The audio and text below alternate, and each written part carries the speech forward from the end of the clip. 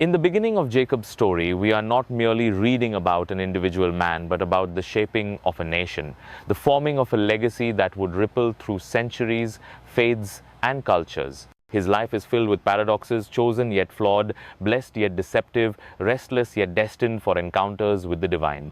To step into Jacob's story is to confront the uncomfortable tension between human weakness and divine sovereignty, between cunning schemes and promises that transcend them.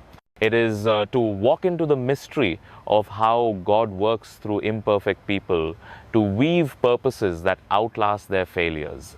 It begins with longing and despair. Isaac, the son of promise, married Rebekah, and together they faced the heavy silence of barrenness for 20 long years.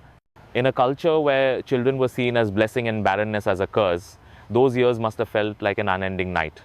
Isaac prayed, not once but persistently, with the desperation of a man who knew that his very lineage was tied to God's covenant with Abraham. Finally, God heard, and Rebekah conceived. Yet the joy of pregnancy quickly turned into anxiety, for within her womb the children struggled, jostling violently. Alarmed, she sought the Lord, and the answer came as prophecy. Two nations were within her, two peoples divided, one stronger than the other, and the older would serve the younger. Even before birth, destiny was set, a reversal of human expectations, for in that world the firstborn always inherited the blessing. When the time came, the twins were born in dramatic contrast. The first emerged red and hairy, a child whose appearance foreshadowed a rugged, earthy life, and he was named Esau. The second came out gripping his brother's heel, as if striving from the very womb to surpass him. They called him Jacob, heel grabber, a name that hinted at deception, supplanting, and determination. Their father Isaac was 60 years old when these boys were born, and the household immediately bore the marks of division. Esau grew into a man of the open country, a skilled hunter, the very image of strength admired by his father. Jacob, by contrast, preferred the tents, dwelling quietly near the hearth, favored by his mother. Parental favoritism, that seed of discord, was sown early, and its fruit would be bitter. The first pivotal clash between the brothers came in an episode that might have seemed trivial in the moment. One day, Esau returned, famished from the fields. Jacob, ever observant, was cooking a pot of lentil stew. Esau begged for some of the red stew, exhausted and impulsive, and Jacob seized the opportunity. "First, sell me your birthright," he demanded. What good is a birthright to a man who feels he is about to die? Esau swore an oath and sold what was sacred for bread and stew. He ate, drank, rose, and left, despising his birthright. That exchange of inheritance for appetite revealed much. Esau's reckless disregard for what was spiritual, Jacob's opportunistic cunning, and the deep division between them. The text offers no immediate judgment, yet the implications are monumental. The birthright carried not only material inheritance but spiritual responsibility, the covenant promises given to Abraham.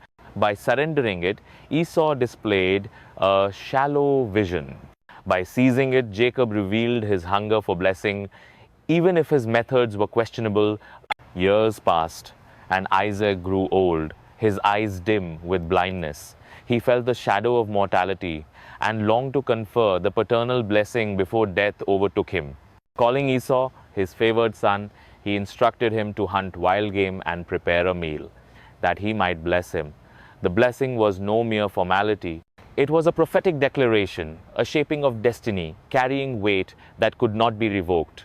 Yet Rebekah overheard, and her heart turned toward Jacob. She remembered the prophecy. The older would serve the younger. Whether driven by faith, favoritism, or both, she devised a plan. Jacob, she insisted, must receive the blessing. Jacob hesitated, but not out of moral objection. His concern was practical. Esau is a hairy man, and I am smooth. If my father touches me, I will seem a deceiver and bring a curse upon myself. Rebekah silenced his fears. Let the curse fall on me, my son. Do as I say. She prepared the meal Isaac loved, dressed Jacob in Esau's garments, and covered his hands and neck with goat skins. Jacob, clothed in deception, entered his father's tent. The scene trembled with tension. My father, Jacob said. Who are you, my son? Isaac asked. I am Esau, your firstborn. Jacob lied, invoking even the name of God to explain his speed in finding game. Isaac's suspicions wavered. The voice was Jacob's, but the hands were Esau's. The smell of Esau's clothes convinced him. And so the words of blessing flowed: abundance of grain and wine, dominion over nations, lordship over brothers, curses on enemies, blessings on allies. The blessing once spoken could not be recalled, and in that moment destiny bent toward Jacob. Scarcely had Jacob left when Esau returned, bearing his game, eager for the blessing. The realization fell upon Isaac with violent trembling. He had been deceived, yet the blessing stood.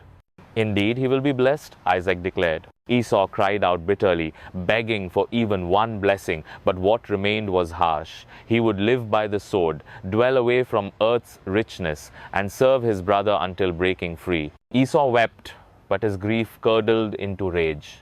The days of mourning for my father are near, then I will kill my brother Jacob. Rebekah, hearing of Esau's plan, urged Jacob to flee to her brother Laban in Haran. "Why should I lose you both in one day?" she pleaded. Isaac, too, sent Jacob away, commanding him not to take a Canaanite wife, but to find one among Laban's daughters, and again he blessed him with the promises of Abraham: fertility, nations, the inheritance of the land. Thus Jacob left Beersheba, a fugitive from his brother's wrath, carrying nothing but staff and blessing, fleeing into an uncertain future. Jacob left Beersheba alone, his heart heavy with the knowledge of his brother's rage and his mother's urgency. He had no caravan, no guards, no possessions worth noting, only a staff in his hand and the blessing of words that still echoed in his ears. Each step away from home was weighted with both fear and destiny, for he walked into exile not knowing whether he would ever see his mother's face again, whether reconciliation with Esau would be possible, whether the promises of God would truly be fulfilled through one such as him. The silence of the wilderness accompanied him, and the loneliness pressed into his soul. When the sun set, he stopped at a certain place, a nameless patch of ground that would soon be etched forever into memory. With nothing but the earth beneath and the stars above, Jacob lay his head on a stone for a pillow and drifted into troubled sleep. It was then that he saw the dream that would redefine his journey: a ladder, or rather a stairway, stretched from earth to heaven, its base rooted in soil, its top vanishing into the sky. Angels of God ascended and descended, ceaseless in their motion, a living connection between realms. Above the stairway stood the Lord, declaring with authority, "I am the Lord, the God of your father Abraham and the God of Isaac. The land on which you lie I will give to you and to your descendants. Your offspring shall be like the dust of the earth, spreading in every direction. In you and your seed all families of the earth shall be blessed. Behold, I am with you and will watch over you wherever you go, and I will bring you back to this land. I will not leave you until I have done what I promised." Jacob awoke, trembling, awe washing over him. The barren place where he had slept suddenly felt alive with divine presence. "Surely the Lord is in this place, and I was not aware of it," he whispered. Fear mingled with reverence as he declared, "How awesome is this place! This is none other than the house of God. This is the gate of heaven." At dawn he took the stone that had supported his head, set it upright as a pillar, and poured oil upon it, consecrating the spot. He called the place Bethel, though its former name was Luz. There he made a vow: if God would protect him, provide food and clothing, and return him safely to his father's house, then the Lord would be his God, and the stone pillar would mark God's house, and of all that was given to him he would return a tenth. Thus strengthened, Jacob continued toward Haran, carrying not only his fear but now also a vision of hope and covenant. After long days of travel, Jacob came to a field where shepherds lingered near a well, waiting until all the flocks were gathered to roll away the heavy stone that covered it. He greeted them and asked where they were from. "We are from Haran," they replied. His heart quickened as he asked if they knew Laban, son of Nahor. They answered yes, and even as they spoke, Rachel, Laban's daughter, approached with her sheep. Jacob's eyes fell upon her, and his soul seemed to recognize something he had long been searching for. With sudden strength and eagerness, he went forward, rolled away the stone single-handedly, and watered her flock. Then, overcome with emotion, he kissed her and wept aloud, explaining that he was her father's kinsman, the son of Rebekah. Rachel, astonished and joyful, ran to tell her father. Laban hurried to meet Jacob, embraced him, and welcomed him into his household. For a month, Jacob stayed, working among the flocks. Laban, seeing his diligence, asked what wages he desired. Jacob's heart was already bound in love. I will serve you 7 years for your younger daughter Rachel. Laban agreed, and Jacob entered into labor that seemed light because of the depth of his love. Day after day, season after season, he endured the toil. Yet to him, the 7 years passed like only a few days. At last, the time came, and Jacob said to Laban, "Give me my wife, that I may lie with her, for my time is completed." A feast was prepared, the wedding celebrated. But when evening came and the bride was brought to him, it was Leah, the elder daughter, veiled and hidden in the darkness. Laban had deceived the deceiver. When morning light revealed the truth, Jacob confronted him. "What is this you have done to me? Did I not serve you for Rachel? Why have you deceived me?" Laban answered with cool justification, "It is not our custom here to give the younger before the older. Finish this one's bridal week, and we will give you the other also in return for another 7 years of service." And so Jacob took Rachel also, loving her more than Leah, and labored another 7 years. The household was now divided. Leah, unloved, bore children seeking her husband's affection. She gave birth to Reuben, declaring, "The Lord has seen my misery. Now my husband will love me." Then Simeon, "Because the Lord heard that I am unloved, he has given me this one also."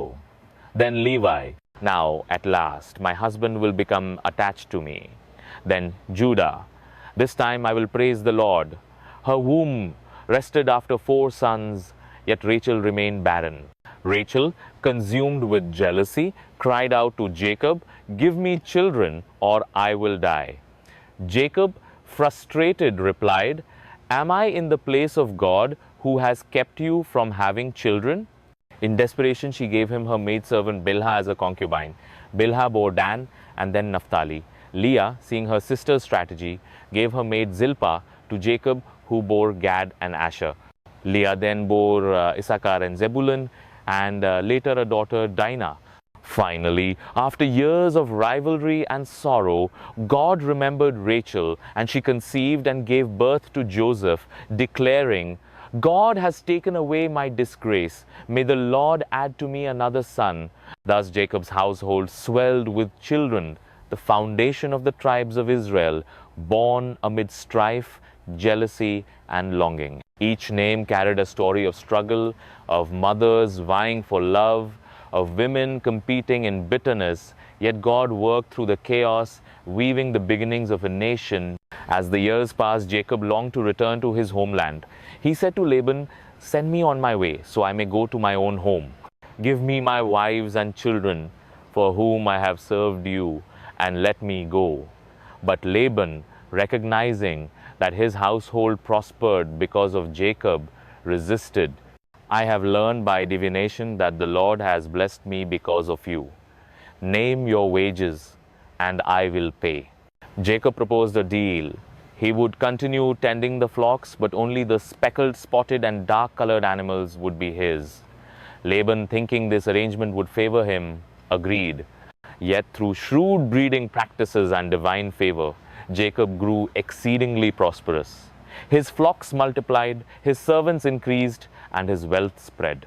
Laban's sons grew resentful, murmuring that Jacob had taken all their father's wealth. Jacob saw that Laban's attitude toward him had changed. Then the Lord said, "Return to the land of your fathers and to your relatives, and I will be with you."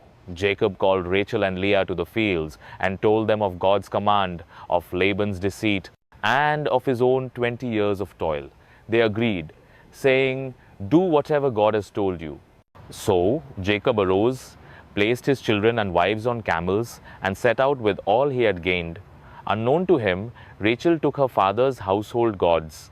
When Laban discovered Jacob's flight 3 days later, he pursued him for 7 days and overtook him in the hill country of Gilead.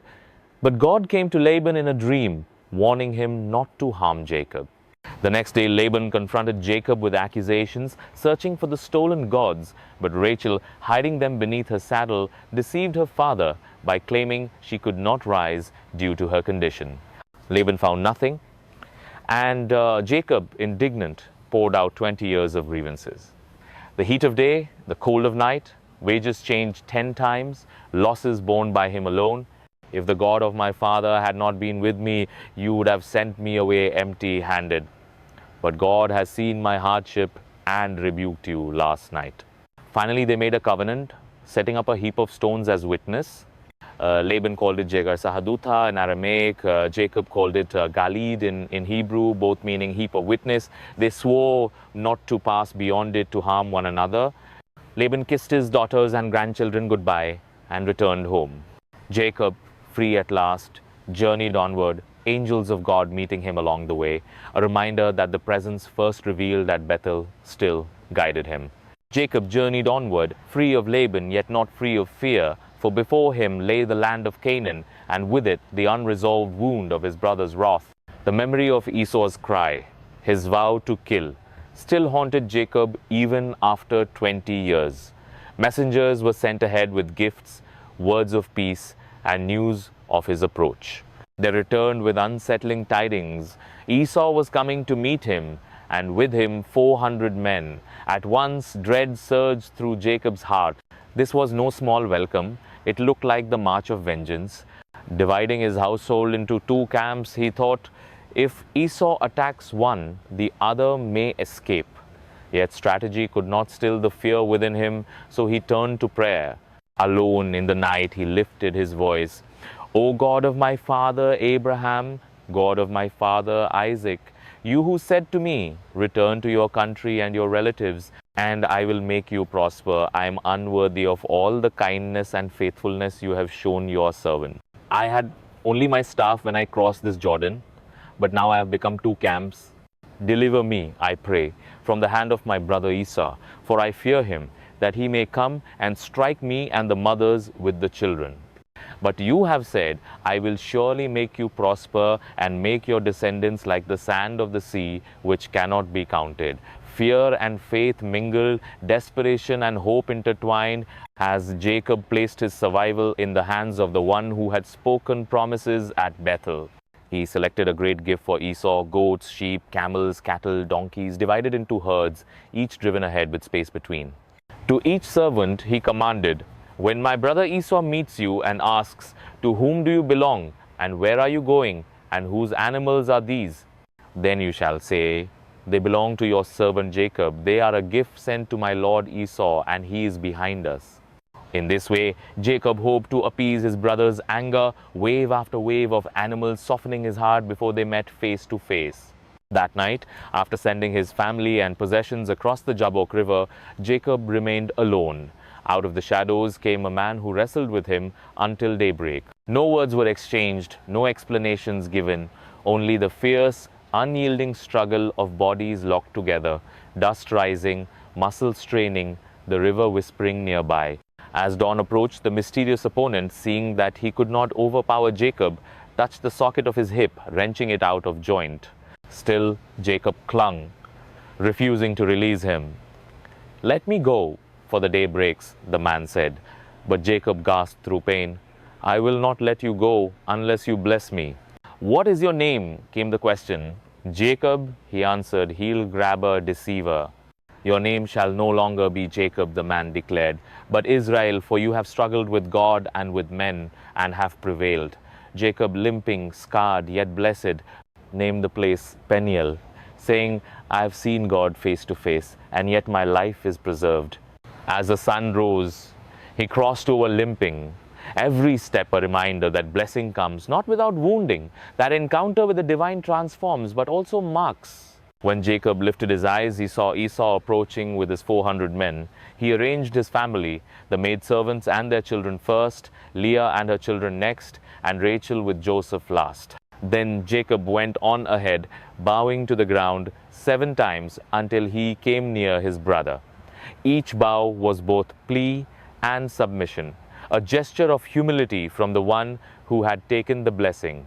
But Esau ran to meet him, embraced him, fell on his neck and kissed him, and they wept. Years of anger melted in tears, and the brothers stood reconciled. Esau lifted his eyes and saw the women and children, asking, "Who are these with you?" Jacob answered, "The children God has graciously given your servant." Then came the servants and their children, Leah and hers, and Rachel with Joseph, all bowing before Esau. When Esau asked about the gifts, Jacob insisted he accept them.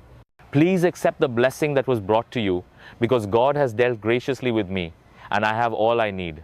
Reluctantly, Esau received them. He urged Jacob to journey with him, but Jacob, cautious, declined, citing the weakness of the children and flocks. So Esau returned to Seir, while Jacob traveled to Succoth, building shelters for his livestock.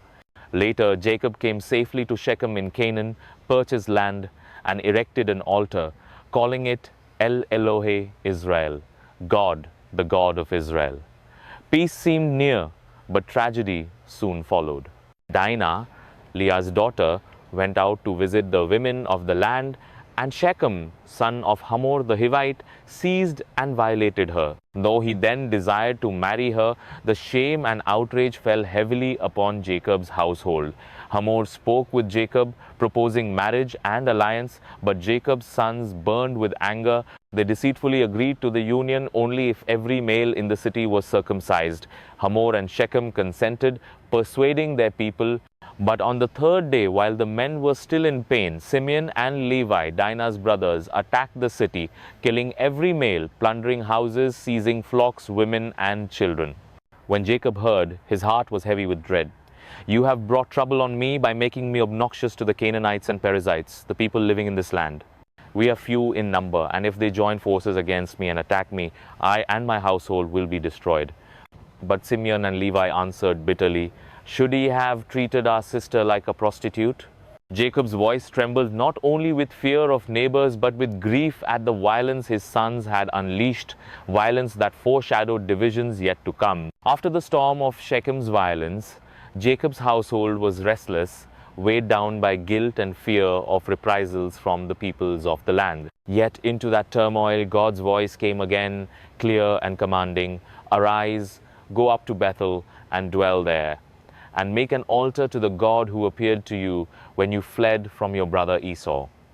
The call was not to run further, nor to rely on strategies of survival, but to return to the place of promise, the place where heaven had once opened in a dream. So Jacob summoned his household, his wives, his children, his servants, and all who had joined his camp. His voice was firm but filled with gravity. "Put away the foreign gods that are among you, purify yourselves, and change your garments. Then let us arise and go up to Bethel, that I may build an altar to the God who answered me in the day of my distress, and has been with me wherever I have gone." At once there was a stirring through the camp, for idols had found their way into the tents, stolen household gods, carved figures from Shechem, charms clutched in secret. One by one they were surrendered, and Jacob buried them under the oak near Shechem. Thus cleansed, the household journeyed, and the fear of God fell upon the towns around them, so that none pursued them. At Bethel, Jacob built an altar and called the place El Bethel, God of Bethel, for there the Lord had revealed himself when he fled from Esau. There God appeared again, blessing him, and said, "Your name is Jacob, but you shall not be called Jacob any longer. Israel shall be your name." So he was named Israel.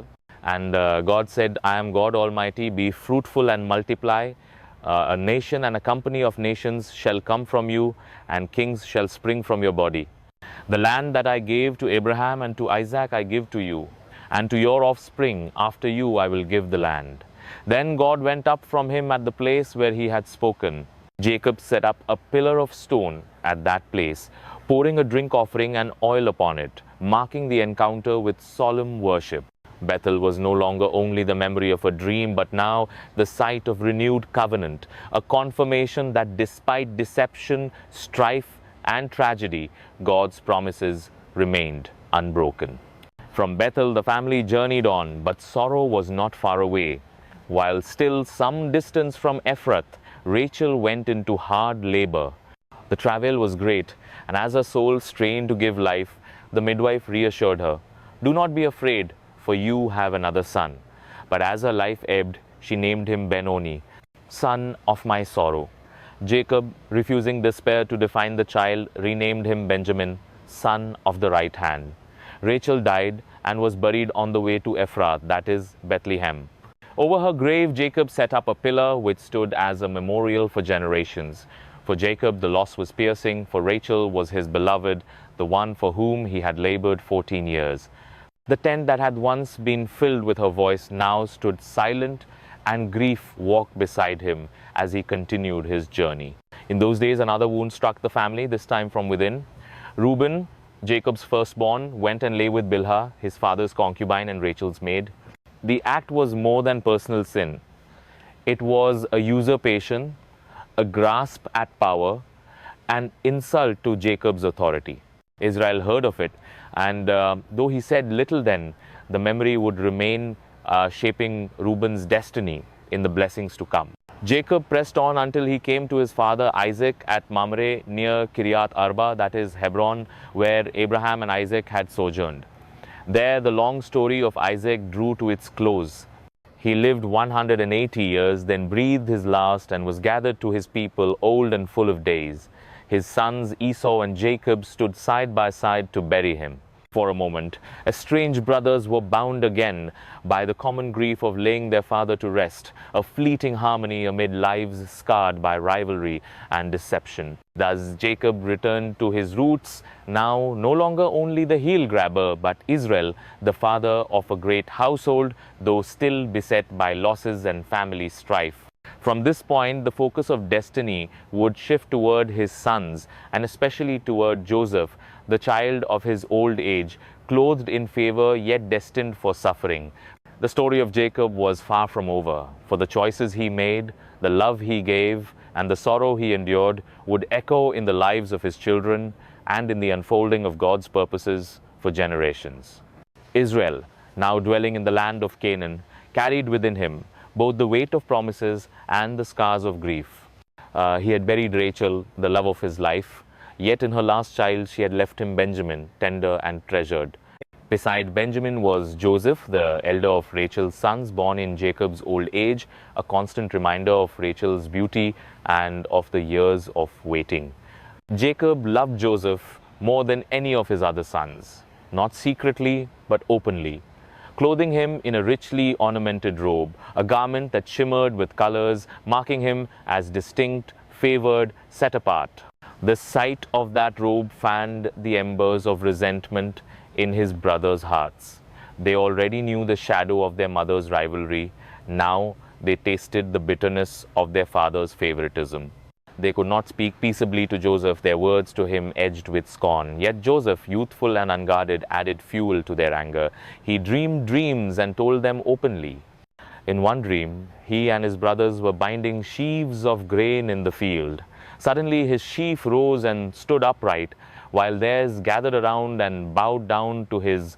His brothers scoffed and bristled. "Do you intend to reign over us? Will you actually rule us?" Their hatred deepened. Then he dreamed again, and this time the sun, the moon, and 11 stars bowed to him. When he told his father as well as his brothers, Jacob rebuked him.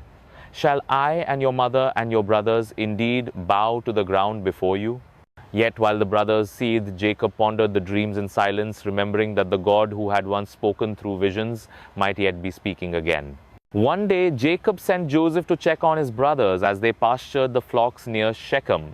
Joseph, obedient, went in search, wandering until he found them in Dothan. From a distance they saw him, the robe of many colors betraying his approach, and hatred crystallized into a plot. "Here comes that dreamer," they said. "Come now, let us kill him and throw him into one of the pits. We'll say a ferocious animal devoured him, and then we'll see what becomes of his dreams." But Reuben, burdened with the memory of his own shame and perhaps seeking to regain his father's trust, intervened. "Let us not take his life. Do not shed blood. Throw him into this pit here in the wilderness, but do not lay a hand on him." He intended to rescue Joseph later and restore him to Jacob. So when Joseph arrived, they stripped him of his robe, the sign of his father's favor, and cast him into the empty pit. As they sat down to eat, a caravan of Ishmaelites came from Gilead, camels laden with spices bound for Egypt.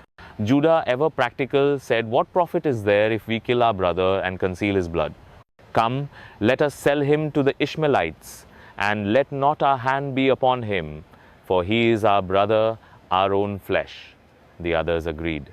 They drew Joseph up from the pit and sold him for 20 shekels of silver. Bound and bewildered, Joseph was taken toward Egypt, vanishing from their sight and from Jacob's arms.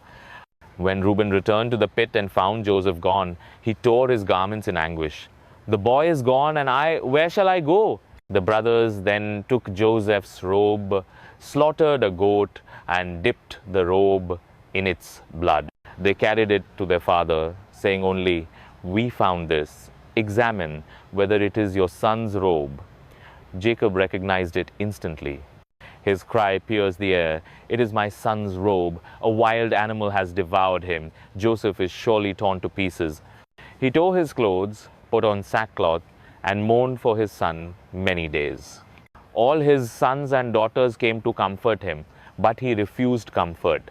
"No," he said, "I will go down to the grave to my son mourning." His grief was relentless, a weight upon his spirit that even the living could not lift. He had lost Rachel's firstborn, the son of his old age, the one clothed in promise. Though the covenant of God still rested upon him, the light in his eyes dimmed, and sorrow shadowed his days. Meanwhile, Joseph was carried into Egypt, sold into the house of Potiphar, an officer of Pharaoh. Yet Jacob knew nothing of this, only the emptiness of absence, only the robe stained with false blood, only the nights haunted by dreams of what might have been. His household bustled with children, flocks, and fields, but his heart sat in ashes, refusing to be comforted. The God who had once met him at Bethel, who had wrestled with him at Peniel, now seemed distant in his mourning, though unseen hands were already guiding the story toward redemption. The years passed, and the rhythms of the land shifted toward hunger. Rain did not fall as before. The fields gave little, and the famine spread across Canaan like a tightening band. Jacob, now older and burdened, looked upon his household and saw the gnawing emptiness of hunger in the faces of his children and grandchildren. Word spread of Egypt, where grain was abundant, stored under the wisdom of a ruler unknown to them. Desperation made the decision clear. "Why do you just keep looking at each other?" Jacob asked his sons sharply. "I have heard that there is grain in Egypt. Go down there and buy some for us, so that we may live and not die." 10 of his sons set out, leaving Benjamin behind. Jacob's heart could not bear to risk him, the last remaining son of Rachel. "My son shall not go down with you," he had said. "His brother is dead, and he alone is left. If harm should befall him, you would bring down my gray head in sorrow to the grave." And so the 10 went, carrying silver, not knowing they were walking toward a meeting that would change everything. In Egypt, the brothers entered the presence of the governor, a man clothed in authority, speaking through interpreters, seated in splendor. They bowed before him, faces to the ground. And in that moment, Joseph recognized them. The dreams of youth flashed back with startling clarity, sheaves bowing, stars inclining. Yet they did not know him. Time, language, and appearance concealed his identity, and he held the knowledge close within his heart. He spoke harshly, accusing them, "You are spies! You have come to see the nakedness of the land." They protested, trembling, that they were honest men, 12 brothers, sons of one man in Canaan. "The youngest is with our father, and one is no more." Joseph pressed the accusation, testing them, holding them in custody 3 days. On the 3rd day, he released them, keeping only Simeon bound.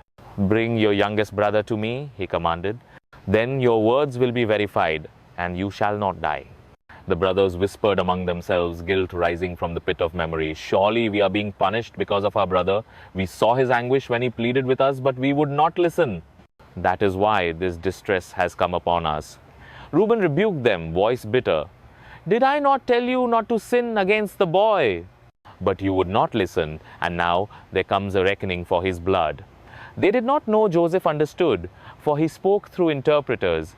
He turned away and wept, then returned, steeling himself to bind Simeon before their eyes. Grain was loaded onto their donkeys, their silver secretly returned to their sacks. When one brother discovered it along the way, fear seized them. "What is this that God has done to us?" they asked, their hearts trembling. Back in Canaan, they told Jacob all that had happened, recounting the governor's demand and Simeon's imprisonment. When they emptied their sacks and saw the silver restored, their father's heart broke further. "You have bereaved me," he cried. "Joseph is no more, Simeon is no more, and now you would take Benjamin. All these things are against me." Reuben, desperate, offered his own sons as surety. "Kill my 2 sons if I do not bring him back. Entrust him to my care, and I will return him." But Jacob refused. His grief too deep, his fear too strong. "My son shall not go down with you. His brother is dead, and he alone is left. If harm comes to him, you will bring down my gray head in sorrow to the grave." So the family lingered, with Simeon bound in Egypt, grain slowly diminishing. Jacob clung to Benjamin, unwilling to release him, even as hunger clawed at their tents. Yet famine is relentless. It does not relent for grief or fear. When their supply was gone and survival demanded another journey, Jacob faced the decision he dreaded. His sons reminded him that the Egyptian ruler had warned. Without Benjamin, they would not see his face again. Judah spoke with a voice more solemn than before, taking upon himself the burden his father could not bear. "Send the boy with me, and we will arise and go, that we may live and not die, we and you and our little ones. I myself will be surety for him. From my hand you shall require him. If I do not bring him back to you and set him before you, let me bear the blame forever." Jacob's eyes, weary with age and sorrow, searched Judah's face. He heard echoes of the past, of rivalry, of betrayal, yet also something new, a willingness to bear responsibility, to stand as guarantee. Slowly, reluctantly, Jacob yielded.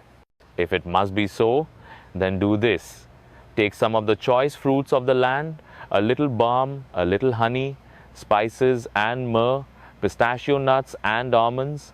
Take double the money with you, for you must return the silver that was placed in your sack. Perhaps it was a mistake. Take your brother also, and arise. Go again to the man. May God Almighty grant you mercy before the man, that he may release your other brother and Benjamin. As for me, if I am bereaved, I am bereaved." The words fell heavy, resignation mingled with faith. The father, who had once clutched blessings through cunning, now opened his hand to release what he feared losing most. This was the crucible of trust, the place where promises and pain met. So the brothers prepared for the journey, Benjamin at their side, and Jacob remained behind, his eyes following them until they disappeared into the horizon. Alone, he sat with his grief and his prayer, knowing that his household's future now lay in the mercy of a foreign ruler and in the faithfulness of the God who had never abandoned him. Though often his ways were hidden in mystery, the brothers set out again, Benjamin walking among them, his presence a weight heavier than the sacks they carried. Every glance toward him reminded them of their father's trembling blessing, his words of resignation. "If I am bereaved, I am bereaved." They journeyed under that shadow, aware that this time failure would cost not only Simeon's life, but their father's very soul. When they arrived in Egypt and stood before the governor once more, Joseph saw Benjamin with them, and his heart burned within him. The years had not erased the features of his mother's son, the only other child of Rachel. He had to restrain himself, his emotions pressing against the walls of his composure. He ordered his steward, "Bring the men to my house and slaughter an animal and prepare it, for they are to dine with me at noon." Fear struck the brothers when they were taken to the governor's house. They whispered among themselves, "It is because of the money returned in our sacks the first time. He means to assault us, to seize us as slaves and take our donkeys." Trembling, they approached the steward, explaining about the silver, insisting they had brought it back with more besides. But the steward reassured them, "Peace to you, do not be afraid. Your God and the God of your father has put treasure in your sacks for you. I received your money." Then he brought Simeon out to them, and their hearts lifted with relief. When Joseph came home, they presented the gifts Jacob had sent: balm, honey, spices, nuts, and almonds. They bowed low, and again the dream of sheaves bowing rose before Joseph's eyes.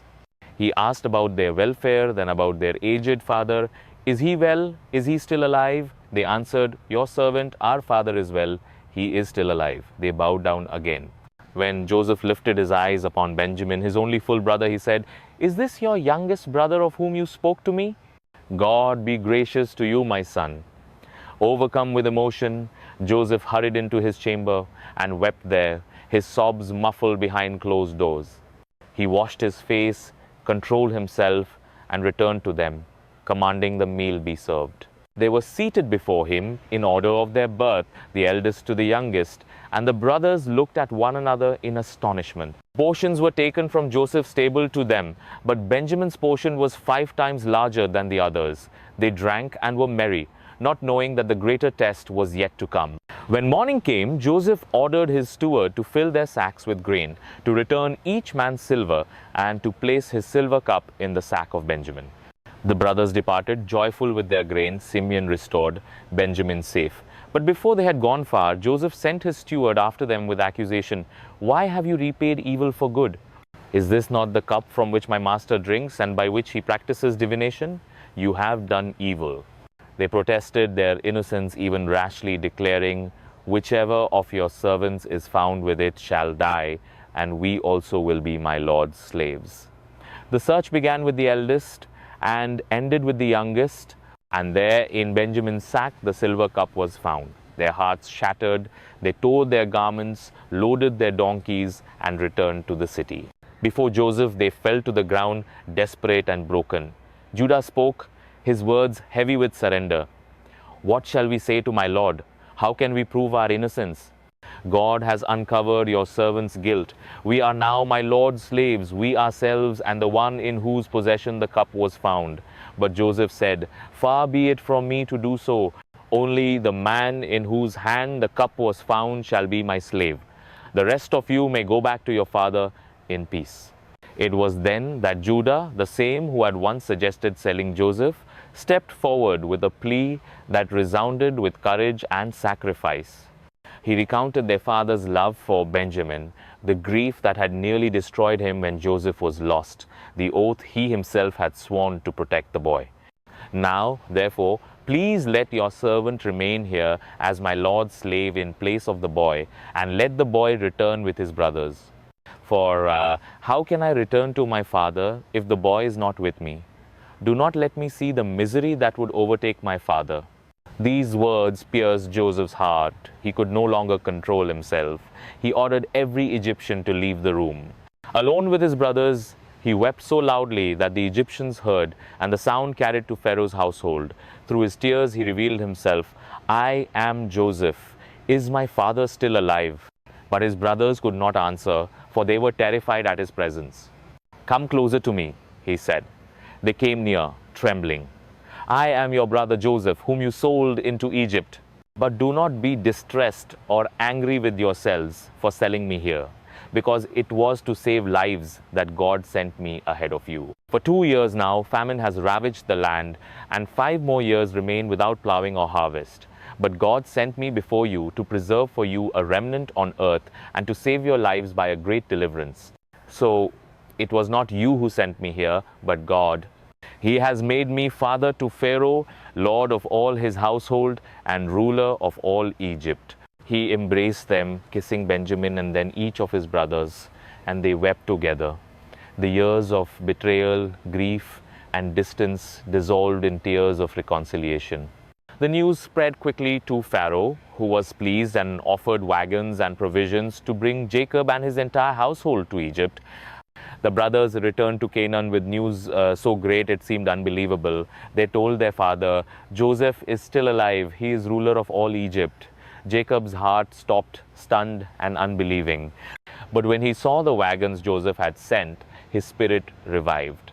Enough, he said. My son Joseph is still alive. I will go and see him before I die.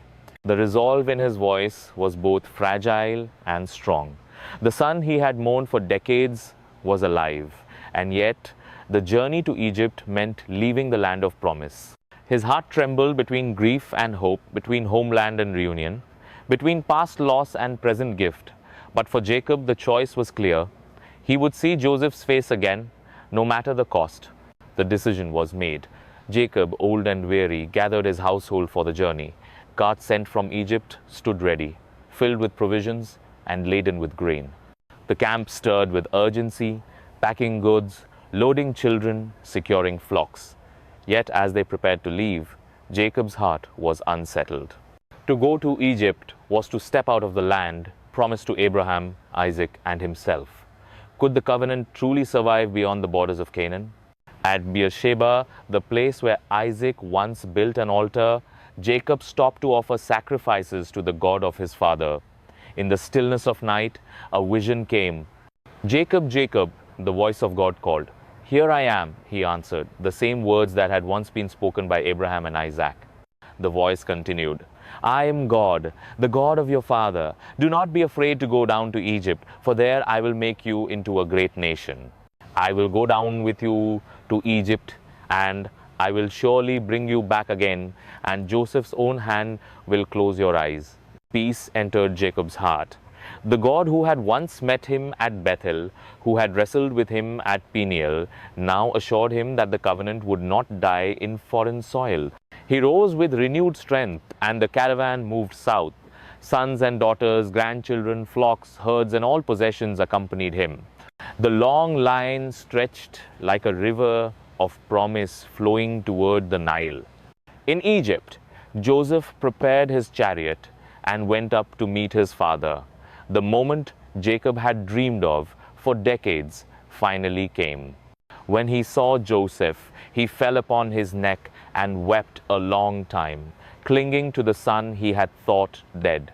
Joseph too wept, his tears washing away the years of absence. Jacob's voice trembled with relief. "Now I am ready to die, since I have seen for myself that you are still alive." But death did not come swiftly. Life lingered, and Jacob lived in Egypt for 17 more years. Before that, peace, however, came the formal presentation of his family to Pharaoh. Joseph instructed his brothers to tell Pharaoh that they were shepherds, for shepherds were despised by the Egyptians. Thus, they would be granted the land of Goshen, set apart for their flocks. When the time came, Pharaoh welcomed them not with disdain, but with generosity. He asked about their occupation, listened to their words, and granted them the best of the land in Goshen. To Joseph's brothers he even said, "If any among you are capable, put them in charge of my own livestock." Then Joseph brought his father Jacob before Pharaoh. Leaning on his staff, aged and weathered, Jacob stood before the most powerful man in the world. Pharaoh asked him, "How old are you?" Jacob answered with humility and sorrow, "The years of my pilgrimage are 130. Few and evil have been the years of my life, and they do not equal the years of the pilgrimage of my fathers." Then Jacob blessed Pharaoh, the patriarch lifting his hand over the ruler of Egypt, a paradox of humility and authority. So Israel settled in the land of Goshen. They acquired property, grew fruitful, and multiplied greatly. The famine raged on, yet Joseph provided for his family, securing them a place of safety, even as the Egyptians sold their lands and labor to Pharaoh for survival. Through it all, Jacob lived surrounded by his children and grandchildren, his camp filled with life, his eyes filled daily with the sight of Joseph, no longer lost but restored. 17 years passed in Egypt. Days once filled with mourning gave way to peace, though sorrow never fully vanished. Jacob's hair whitened, his body weakened, but his spirit endured. He had wrestled with men and with God, suffered loss and gained blessing, and now he dwelled in a foreign land with the covenant still alive in his children. The promise of a great nation was unfolding before his eyes, not in the soil of Canaan, but in the fertile heart of Egypt, proving that God's word was not bound to borders or circumstances. The years in Egypt passed with a quiet rhythm, the family secure in Goshen, shielded from famine, growing in number and strength. Yet time cannot be halted.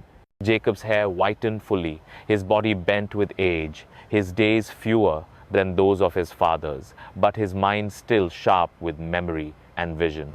The covenant lived in him still, and as his end approached, he turned his eyes not to himself, but to the future of his children and their children. When the time came, Joseph was summoned to his side. Word spread, "Your father is ill." Joseph came with his two sons, Manasseh and Ephraim. When Jacob was told, he rallied his strength and sat upon the bed. His eyes were dim, yet his voice carried the weight of generations. He spoke of the God who had appeared to him at Luz, who had blessed him and promised fruitfulness, a company of nations, and the gift of Canaan as an everlasting possession. Then, in a gesture of profound significance, Jacob claimed Joseph's sons as his own. "Your two sons, born to you in Egypt before I came here, shall be mine. Ephraim and Manasseh shall be mine, as Reuben and Simeon are mine." In this adoption, he elevated Joseph's line to double portion, granting him the inheritance of two tribes. Joseph placed the boys before him, guiding Manasseh the elder toward Jacob's right hand and Ephraim the younger toward his left. But Jacob, crossing his arms, laid his right hand upon Ephraim the younger and his left upon Manasseh. Joseph, startled, sought to correct him. "Not so, my father, for this one is the firstborn. Place your right hand on his head." But Jacob refused. "I know, my son, I know. He also shall become a people, and he also shall be great. Yet his younger brother shall be greater, and his offspring shall become a multitude of nations." So he blessed them, saying, "By you Israel will pronounce blessings, saying, May God make you like Ephraim and Manasseh." Thus he set Ephraim before Manasseh, a reversal echoing his own life, where the younger received what the elder expected. Soon afterward, Jacob called his 12 sons to his side. They gathered around his bed, grown men with children of their own, yet still sons before their father. One by one he spoke, his words not merely paternal but prophetic, shaping the identity and destiny of their tribes. To Reuben, his firstborn, he spoke with sorrow. "You are my firstborn, my might, the beginning of my strength, excelling in dignity and power. But unstable as water, you shall not excel, because you went up to your father's bed and defiled it." The memory of Reuben's sin with Bilhah was not forgotten, and his birthright was diminished. To Simeon and Levi he spoke with severity. "Brothers in violence, their swords are weapons of cruelty.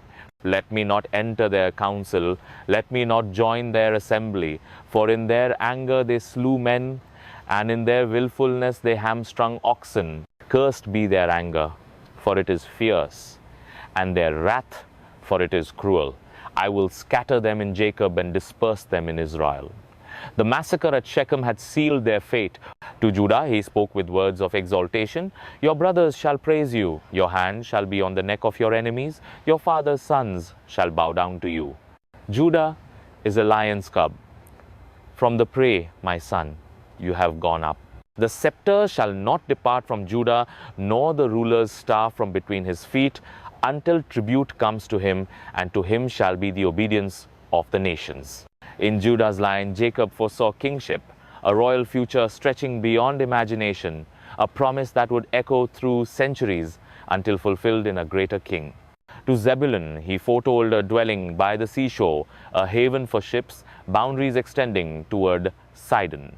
To Issachar, he likened a strong donkey lying down between burdens, seeing that the land was good, submitting to forced labor.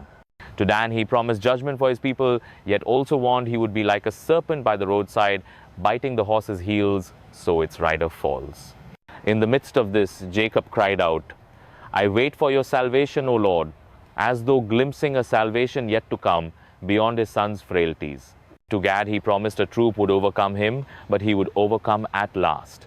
To Asher, he foresaw rich food, yielding delicacies fit for a king. To Naphtali, he described a doe set free, bearing beautiful fawns. Then he came to Joseph, his beloved. Joseph is a fruitful bough by a spring, whose branches run over the wall. The archers bitterly attacked him, shot at him, harassed him severely, yet his bow remained steady. His arms were made agile by the hands of the mighty one of Jacob. By the God of your father who will help you, by the Almighty who will bless you with blessings of heaven above, blessings of the deep that lies beneath, blessings of the breasts and womb. The blessings of your father are greater than the blessings of the eternal mountains. May they rest on the head of Joseph, on the brow of him who was set apart from his brothers. Finally to Benjamin he spoke, Benjamin is a ravenous wolf. In the morning he devours the prey, in the evening he divides the spoil. A fierce destiny awaited his descendants. Thus Jacob spoke to each of his sons, blessing them with words that were both hope and warning, shaping the tribes that would emerge from their line. The tent was hushed, the air heavy with the weight of prophecy, each son hearing not only his own fate, but the threads of a greater story woven through them all. When the time drew near for Israel to die, he called his sons once more and gave them final instructions. His voice, though weakened by age, carried the authority of one who had walked a long path of struggle, blessing, and faith. He charged them not to bury him in Egypt, but to carry him back to the land of his fathers. I am about to be gathered to my people. Bury me with my fathers in the cave in the field of Ephron, the Hittite, the cave in the field of Machpelah, near Mamre in Canaan. There Abraham and Sarah were buried. There Isaac and Rebekah were buried. And there I buried Leah. The field and the cave in it were bought from the Hittites. There with my ancestors let me rest. The request was more than sentiment. It was covenant. Though he had lived his last years in Egypt, though his children thrived in Goshen, Jacob belonged to the land of promise. To be buried in Canaan was to declare that Egypt was not their home, that God's word would yet bring them back. When he had finished giving instructions, Jacob drew his feet up into the bed, breathed his last, and was gathered to his people. Joseph fell upon his father's face, wept over him, and kissed him. Grief swept through the household, mingling with gratitude for the years they had been granted together. Joseph ordered the physicians in his service to embalm his father, a process taking 40 days, as was the custom of Egypt. The Egyptians mourned for him 70 days, an honor given to few, a recognition of the esteem in which Joseph was held, and the reverence extended to his father. When the days of mourning were past, Joseph spoke to Pharaoh's court, requesting leave to fulfill his father's oath. Pharaoh consented, saying, "Go up and bury your father as he made you swear." So Joseph went up to bury his father, and with him went all Pharaoh's officials, the dignitaries of his court, the elders of Egypt, chariots, horsemen, and a very large company. His brothers went also, and his father's household, leaving only children and flocks in Goshen. The procession stretched across the land, a sight both majestic and solemn, Egyptians and Hebrews united in grief. They came to the threshing floor of Atad near the Jordan and held there a lamentation, a great and solemn mourning, 7 days of weeping. The Canaanites who saw it said, "The Egyptians are holding a solemn ceremony of mourning." Therefore the place was named Abel Mizraim, the mourning of Egypt. At last they carried him to the land of Canaan, to the cave of Machpelah near Mamre, the burial place Abraham had purchased. There they laid Jacob to rest beside Abraham and Sarah, Isaac and Rebekah and Leah. The cycle of generations closed around him, and the promises of God, once spoken to Abraham under the stars, rested now upon his sons, who would carry them forward into history. When the burial was complete, Joseph and his brothers returned to Egypt, but within the brothers, fear stirred again. They whispered among themselves, "What if Joseph bears a grudge against us and pays us back for all the wrong we did to him?" So they sent word to Joseph, saying, "Your father left these instructions before he died. This is what you are to say to Joseph. I ask you to forgive your brothers the sins and the wrongs they committed in treating you so badly." When their message came, Joseph wept. His brothers came, bowed down before him, and said, "We are your slaves." But Joseph reassured them with words that echoed the very heart of his journey. "Do not be afraid. Am I in the place of God? You meant evil against me, but God meant it for good, to bring about the saving of many lives. So do not be afraid. I will provide for you and your children."